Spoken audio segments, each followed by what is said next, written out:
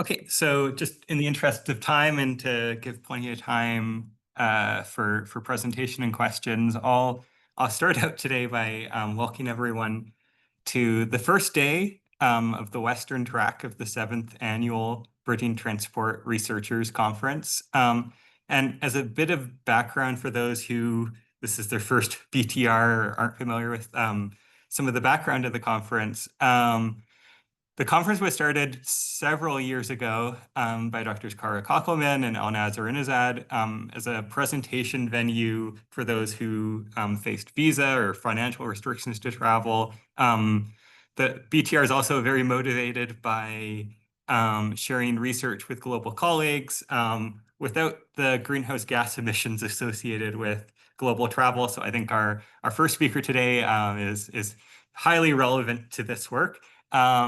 I've had the privilege of chairing the conference the last few years, along with an excellent organizing committee from around the world. And we always welcome submissions from diverse scholars in transportation research and volunteers to join our organizing team. Just a bit of logistics. We will leave everyone muted through the sessions today.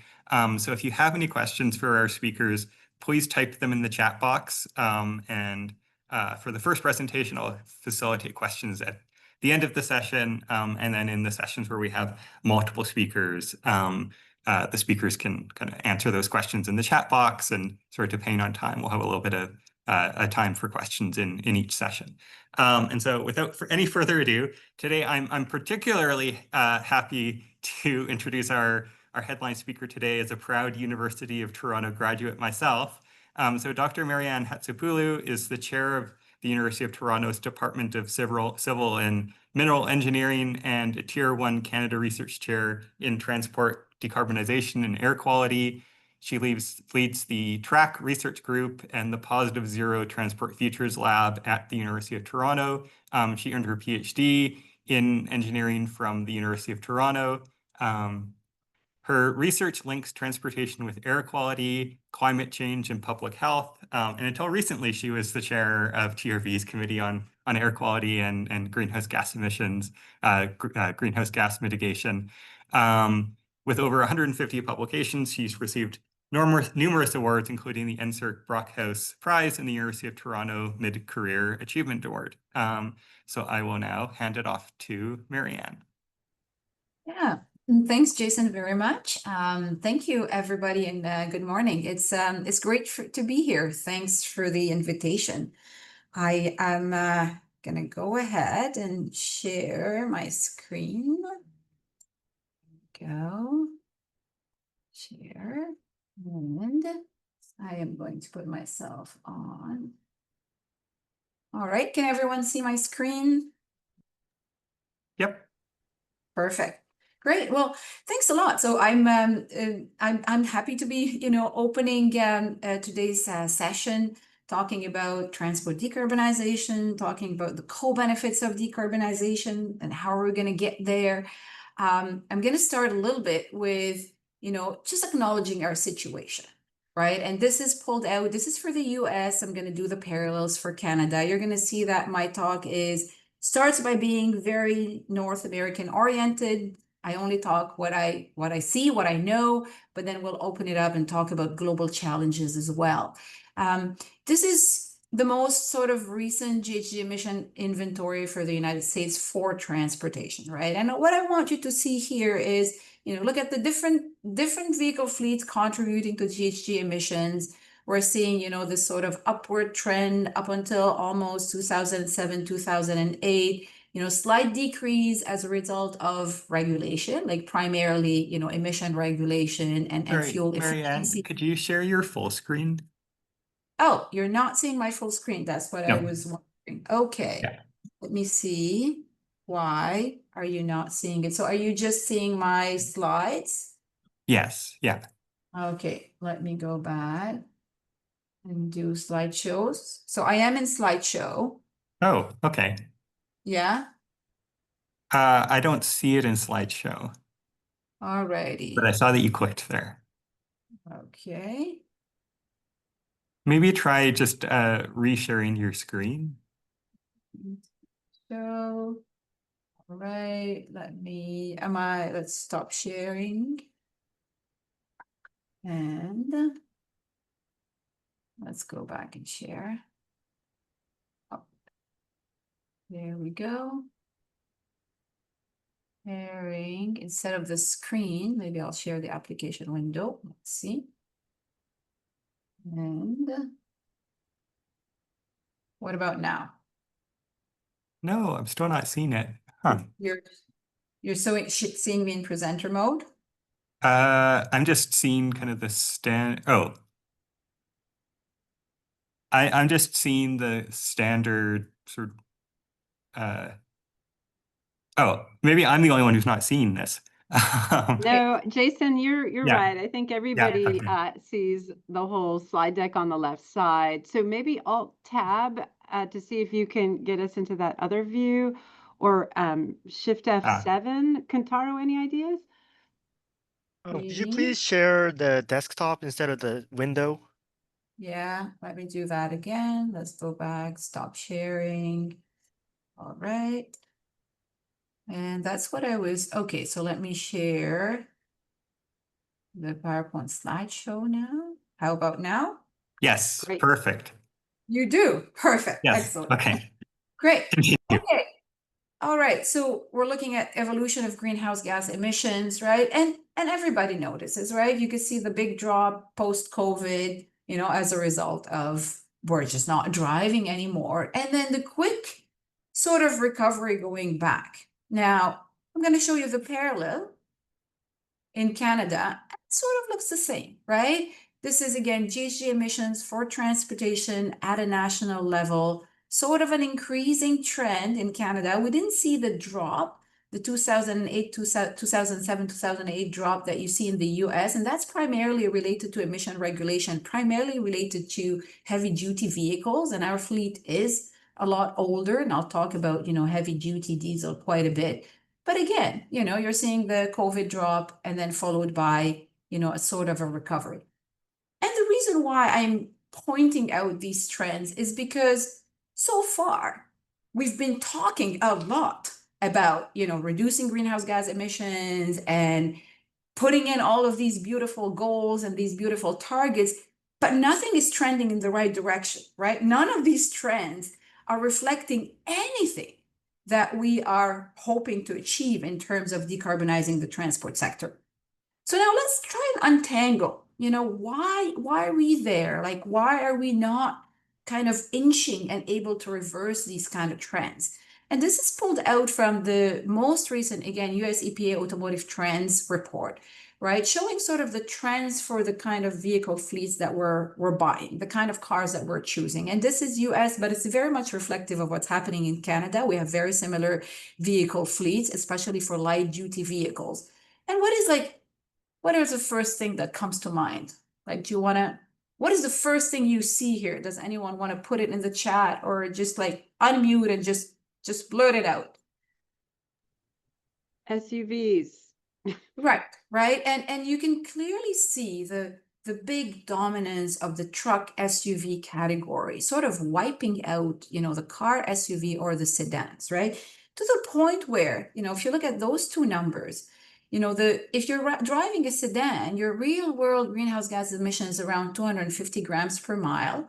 If you're driving a truck SUV right now, you're 100 grams per mile higher, right? So our larger cars are pretty much, offsetting a lot of the gains that we're making in terms of achieving these unparalleled fuel efficiencies, right? You look at 2024, a sedan has a 249 grams per mile, 356 for the truck as SUV category. And where were the sedans in 2020? In 2014, like 10 years ago, the sedans were a 356, right? So this kind of like gives you an idea of how we're truly offsetting, right, any gains in fuel efficiencies. You look again at weight class, right? Again, I'm not telling you anything you don't know, but if you look at these low weight categories and vehicles with 3,000 pounds inertia weight and less, they're really, really reducing, right? That portion of the fleet is dropping. And it kind of, when I was looking at this statistic, it kind of reminded me, so we have our fleet our research car, the urban scanner. You'll see it later in the presentation. We do a lot of measurements of air quality with this car around Toronto, and we look at, we associate them with images. This almost is extinct. Our little Nissan Micra no longer exists. It's really a species on the verge of extinction. Now, the other thing that I want to show you in this graph, is there any salient point? Anything you notice that seems a little bit odd? Again, feel free to unmute. Other than the fact that we have trucks and cars, if you look at the grams per mile CO2 emissions in 2024, anything that pops? And these are fleet averages. Look at this one, right? How is it possible that the car SUV category has a higher fuel efficiency, right? Lower CO2 emissions than a sedan? Any guess? That's because of electrification, right? The battery electric vehicles are primarily, if you look at all the new vehicles that are electric, all the manufacturers are now starting to build them on the car SUV frame, right? They're not actually building sedans, they're building them within these categories. And the BEVs within this category are 36% of all car SUVs, right? So this is the category that is the quickest to electrify, and therefore, sort of achieving those best fuel efficiencies at a fleet level. And we're going to talk again later on today about electrification and, both, the opportunities, but also the challenges and the perils of electrification. Now, let's bring it a little bit close to home. So we're looking at national level data. Let's come closer to where I am, which is the Greater Toronto and Hamilton area.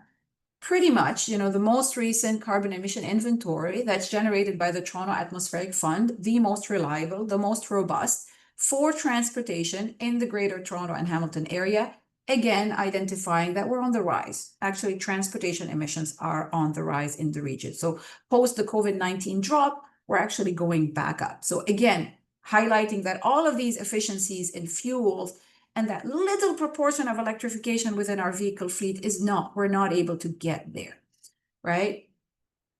We've got fuel efficiencies, but we're driving more. We actually are. So I work with the City of Toronto, and we recently, a few years ago, they actually approached us and they said, can you help us generate a transportation emission inventory that does not rely on a model, like entirely empirical? Let's use traffic counts, let's use satellite images or aerial images and develop a model that allows us to track, emissions and AADT across the city over time without relying on, travel demand model or travel survey data, etc.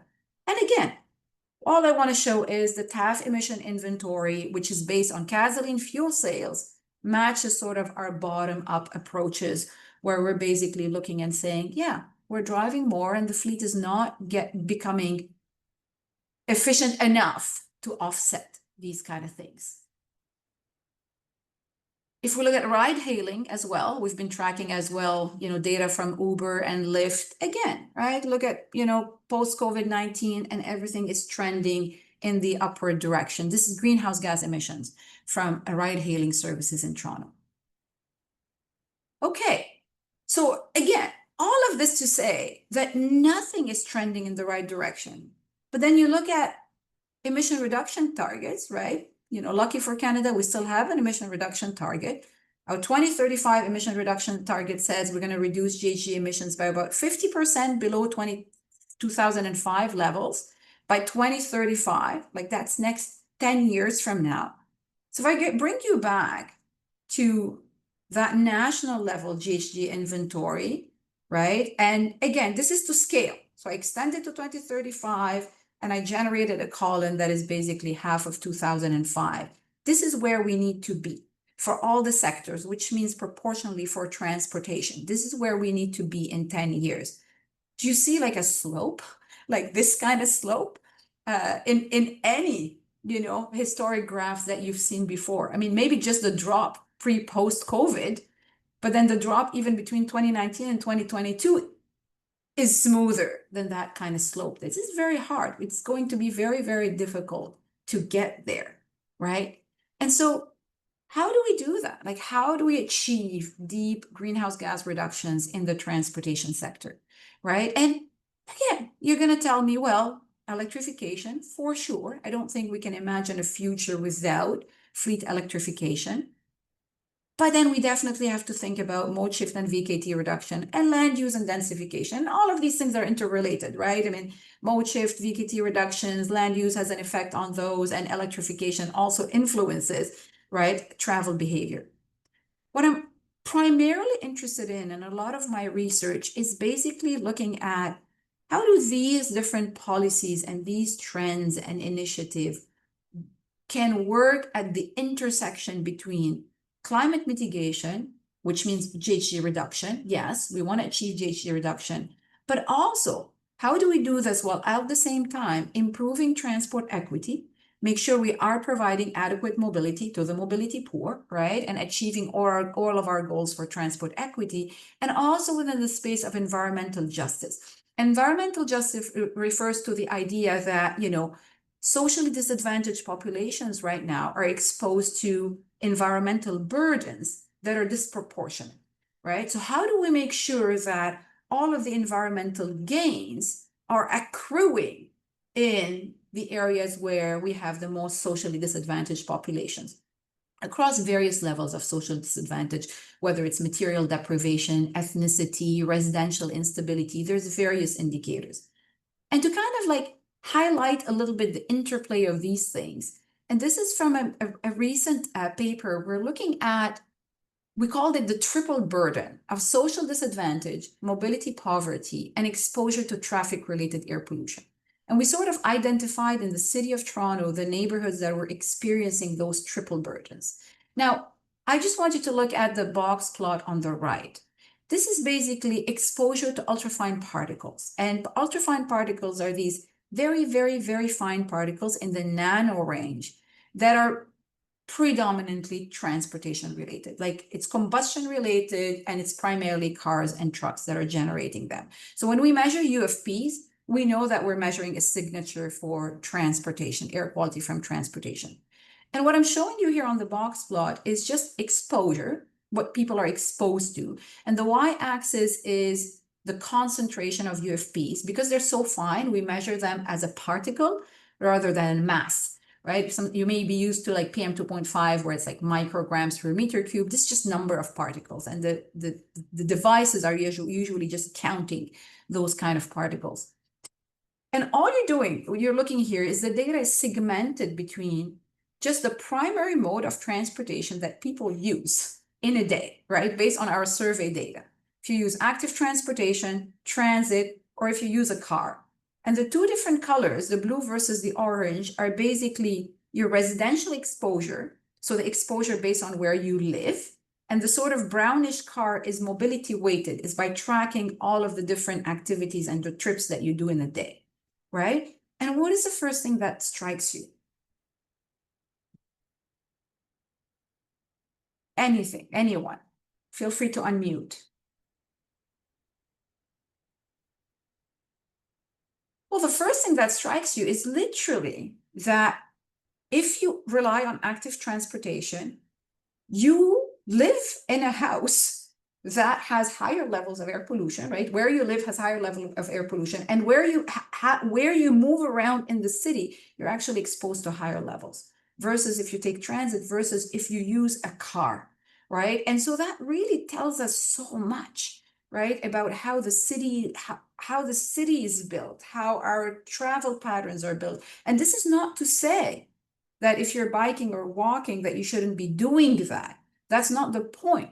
The point of this is that the people who are using active transportation, who are responsible for the policies that allow us to decarbonize transportation and reduce air quality, are actually those who are experiencing the biggest burden of these kind of policies. So what I'm going to do today in the rest of this presentation, I'm going to walk you through sort of like three different stories. We're going to talk about a story on electrification, light duty electric vehicles. We're going to talk about a story on VKT and about land use. And then I'll move on to kind of a surprise story where we're going to sort of unveil a little bit the heavy duty sector and understand its implication for transport decarbonization. So the first story that I'm going to talk about is sort of the benefits of light-duty electric vehicles in a local context. Again, a lot of the work that I do and a lot of work that I present is sort of this, derives from this integrated approach where we're sort of linking these, your demand models, your network models, looking at, individual trips and trajectories with models that account for, emission inventories, very detailed at a person level, looking at exposure, so looking at propagation models. And then I do a lot of research with epidemiologists where we kind of link those kind of exposures and behavior with using comparative risk assessment approaches to look at, health risk outcomes, right? What are the outcomes for cardiovascular health, for respiratory health? And I'll walk you through some of these outcomes over the rest of this presentation. So the first thing I'm going to talk about is a study where we actually look at the deployment of electric vehicles in the Greater Toronto and Hamilton area. We looked at GHG emissions. We also looked at air quality. Now, a lot of the air quality work, and again, that's probably the only method slide that you're going to see for the air quality work that we do, is sort of building these. We build these big nested models that look at air quality at various resolutions, and where we are looking at, propagating the emissions of various sectors in the atmosphere and look at all the different chemical reactions, right? And then once we get these pollutant concentrations, the last two boxes in the flow chart is we're looking at, the air quality benefits for health or burden, depending on what we're looking at, and also running environmental justice analysis and looking at who's exposed and who's gaining more from different types of policies. So the first kind of results slide that I want to show, and this is again, I'm not telling you anything you don't know. Yes, electric vehicles carry quite a bit of weight on the road to decarbonization and air quality improvements. We did a run where we assumed, electric vehicles, 100% electrification of the light duty fleet only in the Greater Toronto and Hamilton area, and quantified that, over a year annually, this would lead to 313 premature deaths that are prevented. These premature deaths are associated with air quality, right? A lot of the impacts of air quality are for morbidity, right? Exacerbation of asthma, emergency hospital visits, but also premature mortality, right? Premature mortality is a very important, burden associated with chronic exposure to air quality, right? And what you see here in this map, you're going to see that what we're mapping here is the dollars, like the social benefits associated with improvements in health, right? Less hospital visits, less days of work, lost, less days of productivity across the GTA.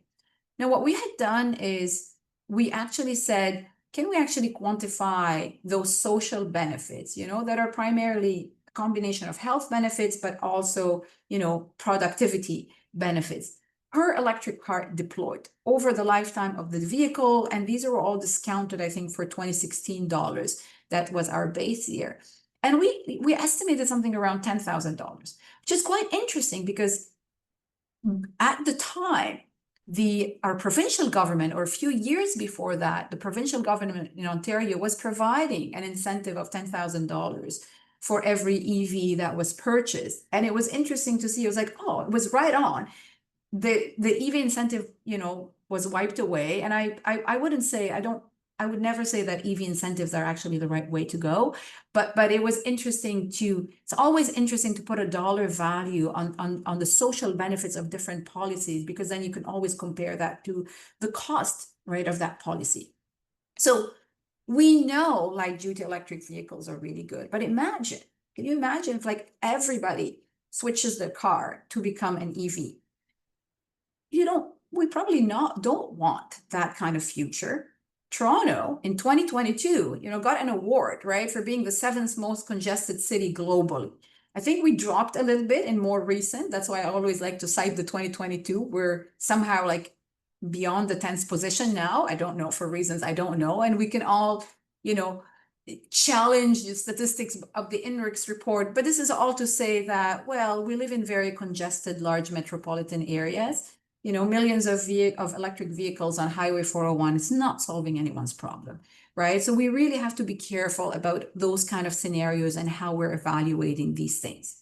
Now, on top of this, and again, I'm not really throwing a curveball at light-duty electric vehicles, but I wanted to look also at like who's benefiting from the air quality improvements and the health benefits associated with light-duty electrification, given that light-duty vehicles have a specific spatial distribution, right, in the area. And if you want to answer that question, the question of who's benefiting from air quality improvements associated with light-duty vehicle electrification, you're thinking about those big air quality models I was talking about, those chemical transport models. When we do these kind of models, we can only get at like a 1 by 1 kilometer resolution, right? That's not enough when you're doing EJ analysis, right? When you're actually looking at social disadvantage, when you're looking at population, when you're looking at census data, you actually want to do better than your 1 by 1 kilometer air quality. So we actually had to downscale. So a lot of the work that I do is looking at these chemical transport models and downscaling them to much finer resolutions to do this kind of work.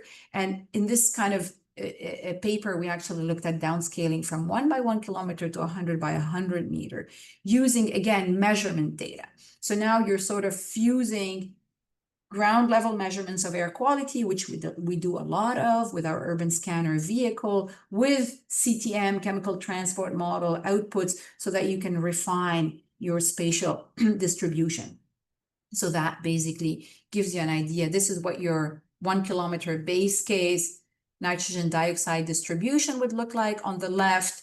But then if you actually look at a hybrid model or a downscaled model at 100 by 100 meter, you actually see a lot larger refinements, right? And again, you understand that it would be preaching to the choir if I would say that, you know, it's no surprise that now you're going to see the hot spots, right? You're going to see them a lot better than when these things are averaged out.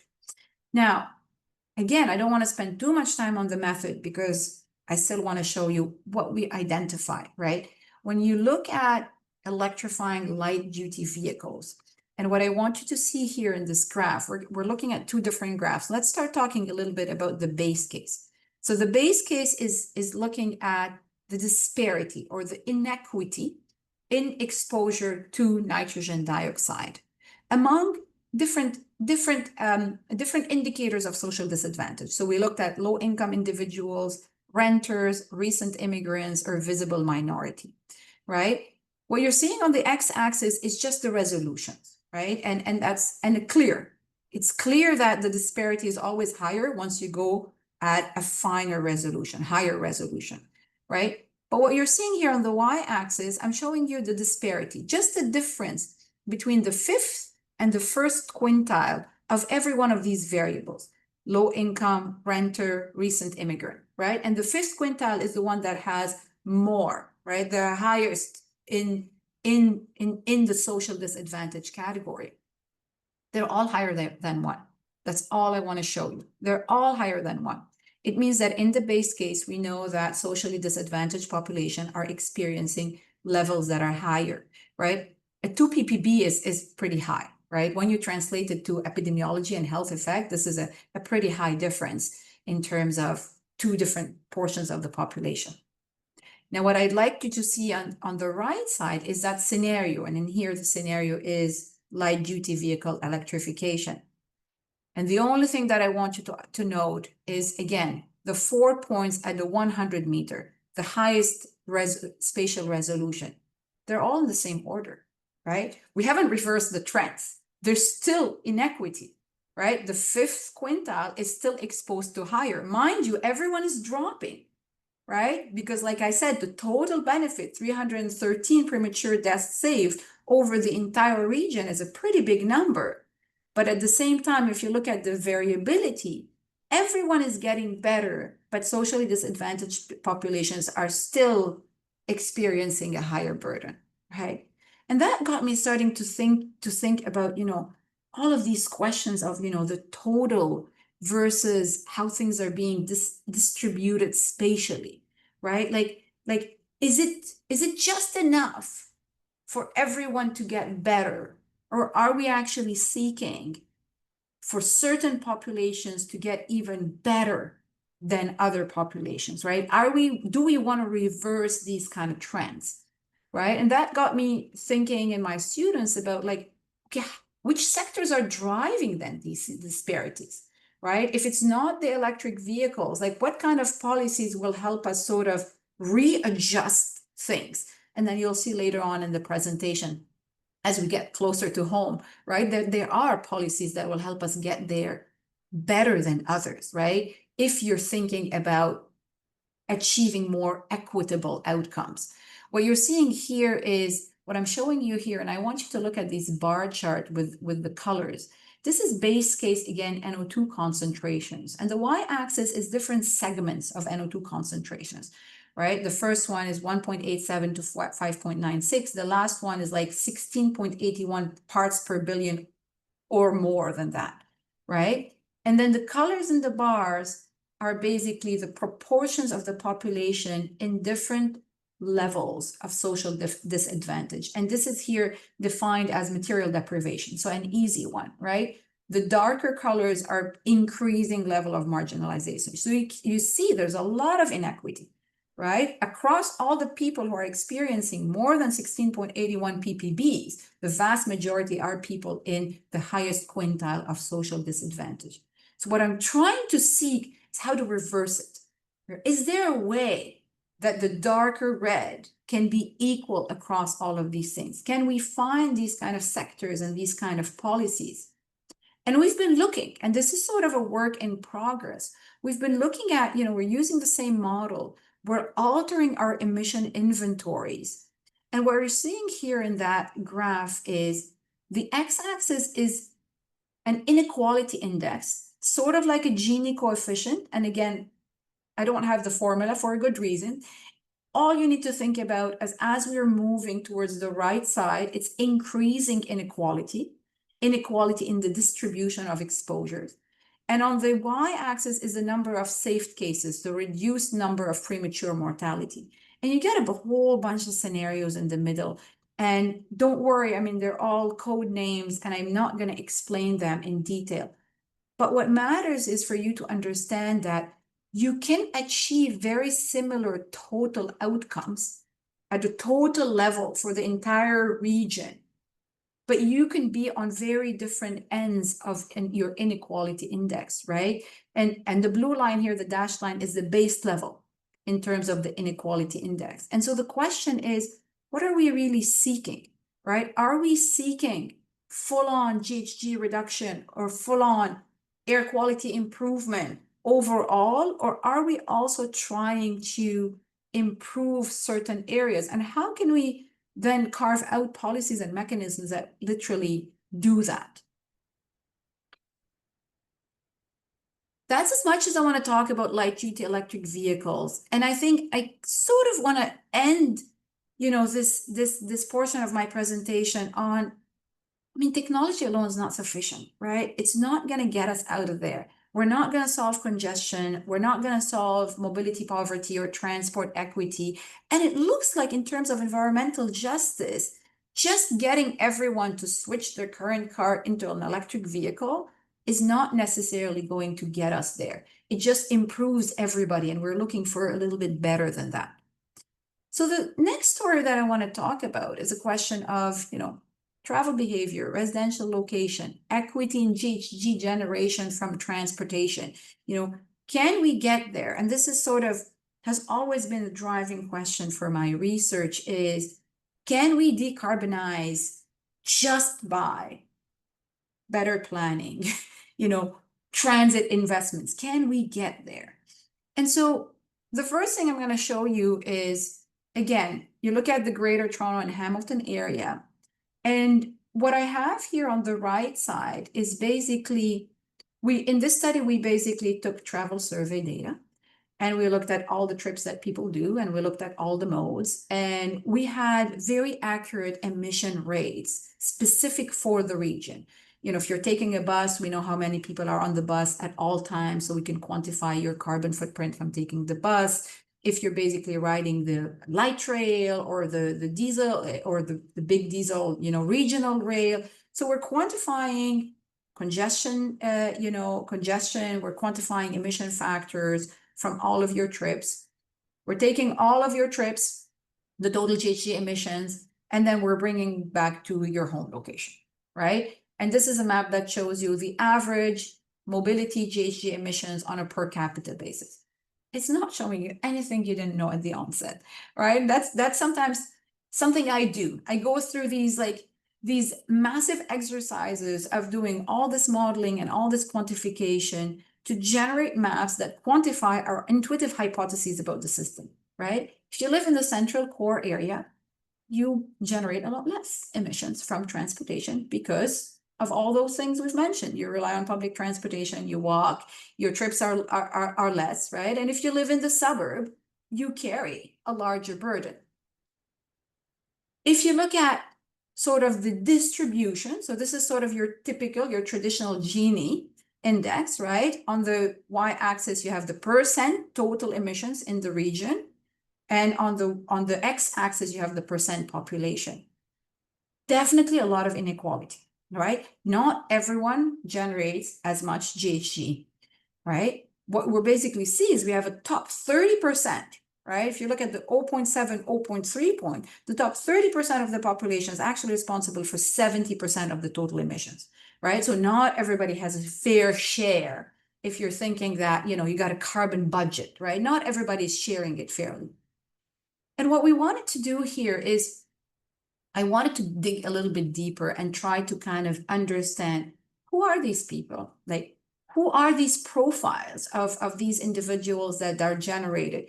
And then there's all these myths out there. You talk to policymakers and they will tell you, well, maybe it's, the single mom who has a really old vehicle. So clearly, they have a very old and polluting vehicle, but they need to use it because of transport equity. And so maybe they are the ones that are the highest generator.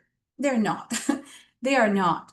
If you look at, the relationship between your personal GHG emissions from transportation and various variables, right? And in this study, we actually did a model to kind of really capture, right, the effect estimates. But you look at, median income, well, there's an affluence, right? The more income, the more GHG emissions. Add this is household income and per person emissions, right? Car ownership, again, there are increasing relationships, and your good old population density, a decreasing relationship, right? You live in an area with higher population density, you generate less GHG emissions for all the reasons that we know, right? Again, nothing that surprises you, but sometimes it's just really nice to have numbers that confirm these intuitive hypotheses. And then finally, right, we started toying with this idea of, well, clearly, you take an image of your neighborhood, right? And it includes everything you need to know. It includes everything, the land use, the built environment. And we already know that all of these are correlated. All of these impact travel behavior, right? And so the idea is, can these, right, actually predict your personal GHG emission from transportation? Because your GHG emission footprint is already, right, this weighted sum of everything, the trips you do in the day, the cars that you own, where you live, where you work, what kind of modes of transportation, etc. Now, I'm going to take a brief moment here and show you a couple of things, that kind of will start kind of leading us to this idea of land use planning and public transit. This is a graph that sort of embeds pretty much most of the research that we've done in our group, whereby, we were looking at generating emission rates specific to our region, specific to Toronto, for different modes of transportation. And so you're seeing on the y-axis, the emission intensity in grams of CO2 equivalent per PKT, per passenger kilometers traveled, right? So we can compare transit and we can compare cars and everything else, right? And so what you clearly see, right, the first thing that you really see is the departure. You know, your gasoline car, SUV is way on the right side compared to all the other modes of transportation, right? Much, much higher than your mean emission intensity. I actually want to take, and you can look at, you know, transit, GO train, electric car, streetcar, subway, you know, on the left side. Now I want to take quick parentheses, and I know that time is running out and I have so much more to present, but I want to just take a little quick parentheses to show you this, okay? This is for your gasoline car, SUV. And a lot of the times you look at that, and this is sort of a median around 280 grams per passenger kilometers traveled. If you buy a car, like most manufacturers will tell you, oh, like you're going to like most people will say right now, you tell them, how much does your vehicle emit in GHG? They'll say something like 220 grams per kilometer, right? Not in Toronto, not with the kind of driving that we have in our city, and not with our big, you know, auto-oriented regional metropolitan areas. We actually did a study, we did a range of studies where we were instrumenting vehicles and measuring like real time fuel consumption and real time, you know, emissions of air pollutants. And this falls under what we call portable emissions measurement system, PEMS, right? So we're looking at instantaneous. And we looked at, you know, looking at driving behaviors that represent our city, right? We had a study where we took GPS data from a lot of drivers and seeing how do people drive in our city? I don't want what the manufacturer tells me, what the car emits under, you know, standard drive cycle. I want to actually look at the real real drive cycles that characterize our city. And what I wanted to show you, right? This is for the vehicle that we've tested. You know, you look at the labeled freeway fuel efficiency in the solid line. You look at the dotted line, which is the labeled city driving fuel efficiency. The y-axis is fuel efficiency in miles per gallon, So you want to be above those lines. If I compare the solid black line, what is labeled by the manufacturer, with the two box plots that represent the Greater Toronto and Hamilton area or the City of Toronto highway driving, we're below.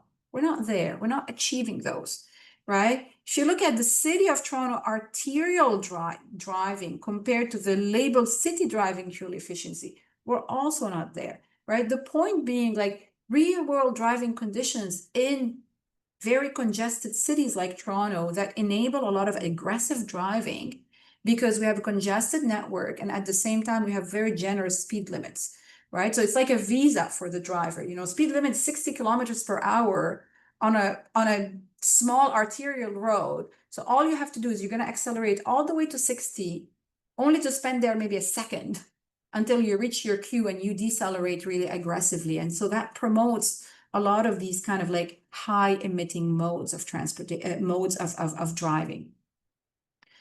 So I'm back to the graph.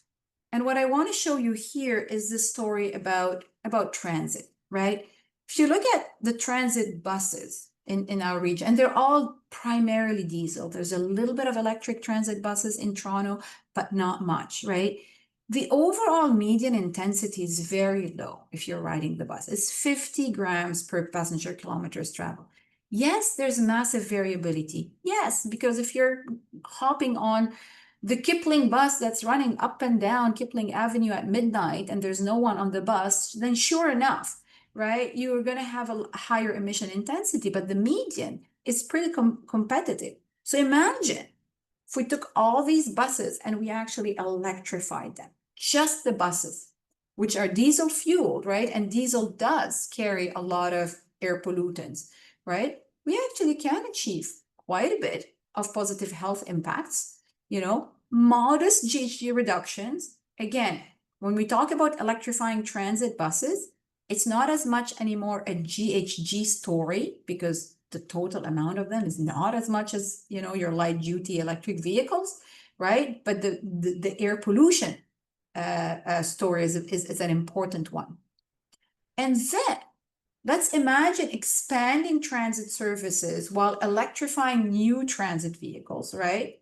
And so we did a bunch of scenarios here using Eric Miller's GTA model, right? The Greater Toronto Area model, which is an activity-based travel demand model, and looking at, a range of scenarios where we are varying, transit service, adding transit lines here and there, improving frequencies, a lot of bus improvements. So that paper it was a lot less rail, a lot more bus improvements, right? And then we stumbled upon the scenario where you're achieving a sort of 30%, 28.5% reduction. We called it the carrot plus reduced auto ownership scenario, whereby we actually did some bold transit improvements in the model. And we also forced a reduction in car ownership. I know it's not fair, and I know that, maybe you shouldn't do that. You should only run transit and let the demand model kind of household gives up a car, they do that, but the model doesn't really look at auto ownership in this way. So we artificially reduced auto ownership. And we basically did that from every household that had more than one car, we reduced it by one car. That's pretty much it, right? It's silly, we did that. And I wanted to see what would the benefits be for the region in that kind of that boundary scenario. And what we actually see is the base case scenario for nitrogen dioxide is shown in red here. The scenario for the carrot and reduced auto ownership is in blue. It shows you the reduction. It may not mean so much to you until I actually do the parallel between the reduction in nitrogen dioxide under the transit and reduced auto ownership scenario and a 60% electrifying light duty vehicle scenario, right? And clearly, right, just transit and reducing auto ownership can get us there and can do a lot better than simply leaving the mess that we have on the road and electrifying our road network, right? And this is just a box plot that summarizes that. So I think there's a lot of value in talking about, transit and talking about land use, and we ought to stop thinking that it is impossible to decarbonize without these kind of policies. I know that I'm starting to get nearer, so I'm going to steal another maybe 5 minutes to wrap up a big part of my presentation. So I'm not going to be over time, but I was definitely optimistic because I want to throw in another challenge. Passenger transport decarbonization may actually not be our biggest challenge. We are really, really seeing a rising threat of urban truck movements, right? If you look at the traffic-related emission inventory, I made it a point to not show you that at the first slide. This is for Toronto, to show it right here. There's a very interesting trade-off that you're going to see here. If you're looking at the contribution and look at the 34,000 pie chart, to greenhouse gas emissions, cars and SUVs, like light duty household transportation, dominates our GHG.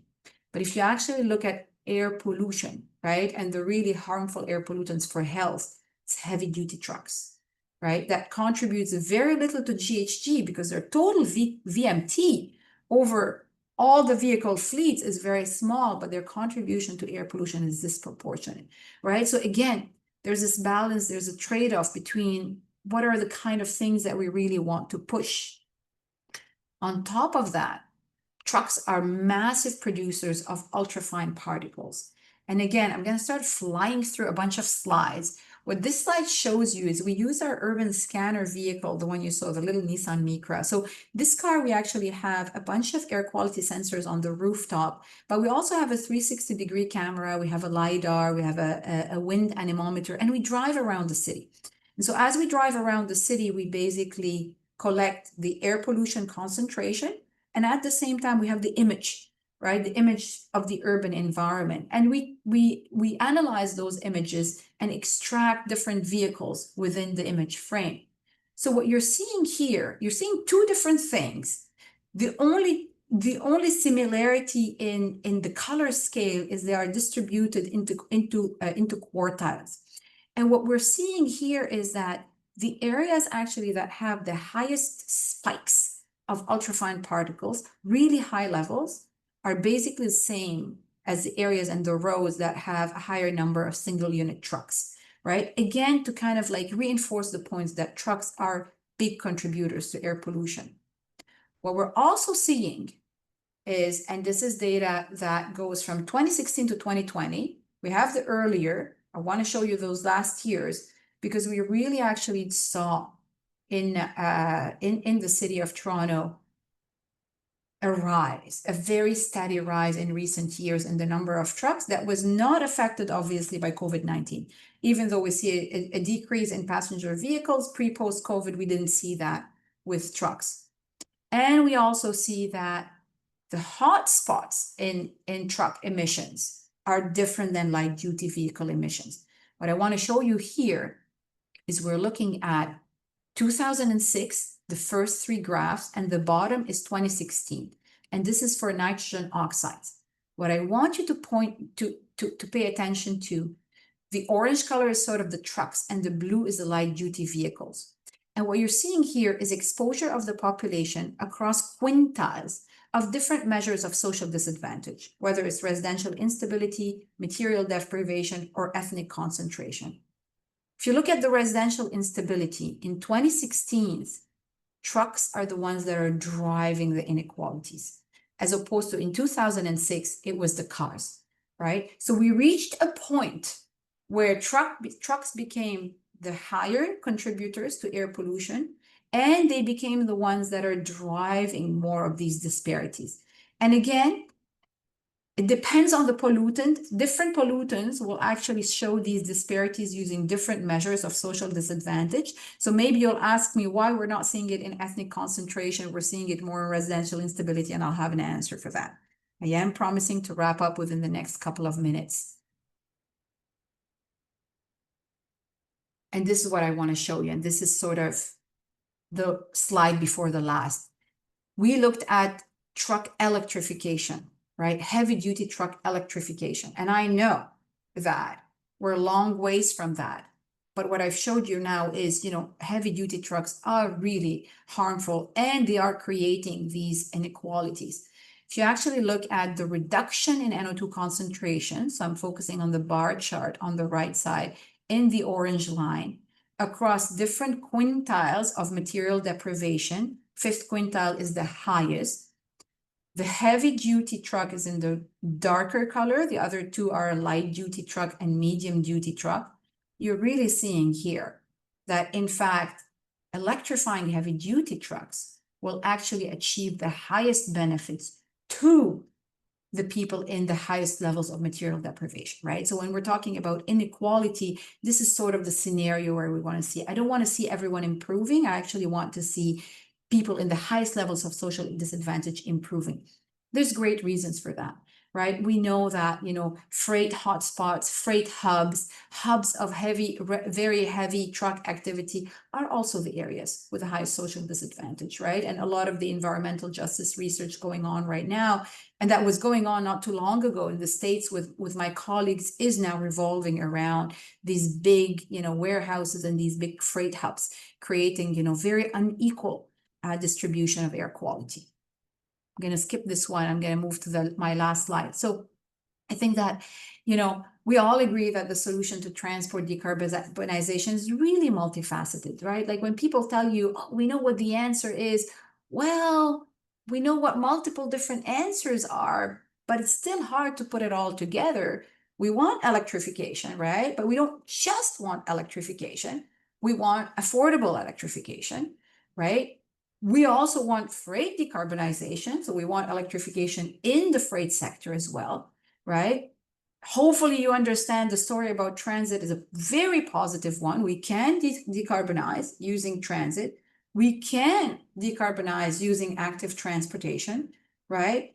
We also want to think about solutions that are not only relevant to North America, but relevant to very different contexts. And we sort of want to do it all with the idea of equity and environmental justice. So hopefully you all agree that the solution is highly complex, right? We have bits and pieces, but we really have to find ways to put all of these scenarios together and carve out very meaningful policies and action. So with this, I end, and hopefully 5 minutes is sufficient time for questions.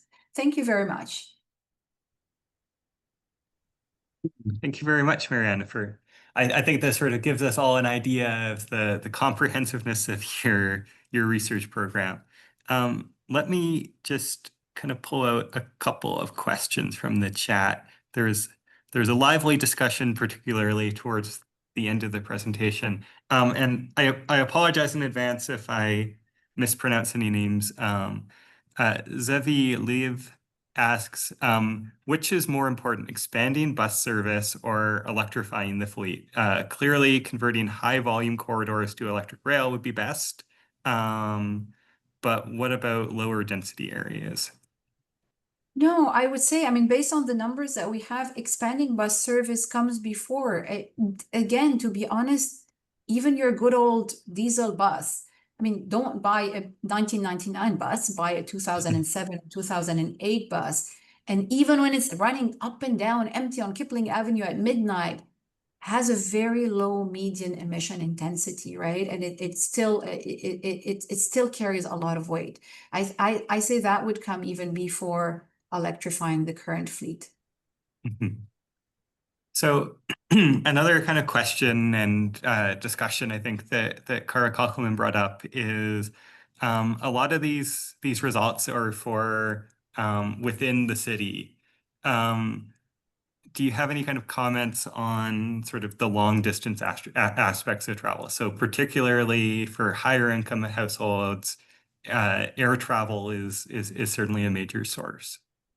Yeah, no, and I totally agree. And I think this and we've done a small study sort of like looking at these effects. Well, I walk to work by fly once a month, right? Especially for academics, you know, pre-COVID when we used to go, you know, travel for any kind of workshop and any kind of thing. I mean, that massively increases the carbon footprint for sure. Yeah, and I think that, you know, one thing we're seeing right now, right, with a lot of shift from air travel to people just doing summer vacation and traveling longer in their car, we sort of now capture it in our transportation emission inventories for like on-road transportation because we're really good at doing that, right? So we could, and that was something I was thinking about when I was putting together the presentations. We're seeing that effect in the increasing GHG emissions because we were not initially kind of taking into account air travel as well. So I think we ought to do better for sure. Yeah. So maybe one final question here. Daryl Sontag sort of brings up, or I guess touches on this question of the fact that I think historically we've seen reductions from technology. So improvements in air quality in the US have been through technology, not policy, that reduced travel. And he cites a study that was, I guess, funded through health effects. So do you have any kind of, I guess, comments on sort of the policy versus technology discussion? Yeah, I totally agree. So, and I actually had a slide that I deleted because I wanted to be more succinct. If you look at, you know, the biggest success stories of all time is emission regulation in light duty vehicles for air quality, right? I mean, again, you want to see slopes that are really steep, you look at that. And I think emission regulation is by far, you know, has done wonders. You know, EPA puts out regulation and tells the OEMs, go figure it out, right? We don't yet have that parallel in the GHG world to the point that it's coming together, you know, where there is like an envelope for GHG emissions and manufacturers are going to say, well, in order to meet that, I have to start electrifying, right? But I think that at some point we have to stop promoting automobility, and that's the challenge, is that if we just do it with vehicle technology regulation, OEMs are always going to surprise us by building better engines and better vehicles and better about powertrain technologies to meet these regulations. But then we're just promoting automobility, and that's the punchline, is we can actually do it with transit investments. It's possible, and we have the numbers to show that. Yeah, well, so we are at the hour.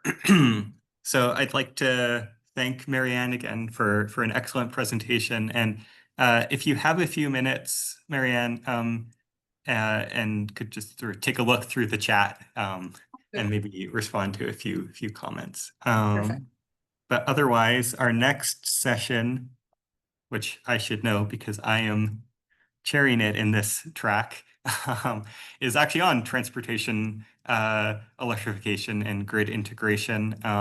So for those of you who are not tired of me, stick around for that. And then we also have 3 other parallel tracks on active and micromobility modes, on equity, accessibility, and disadvantaged populations, and then on safety, risk, and crash analysis. And if you want the Zoom links for those, you can go to the BTR website and pull up the program for that.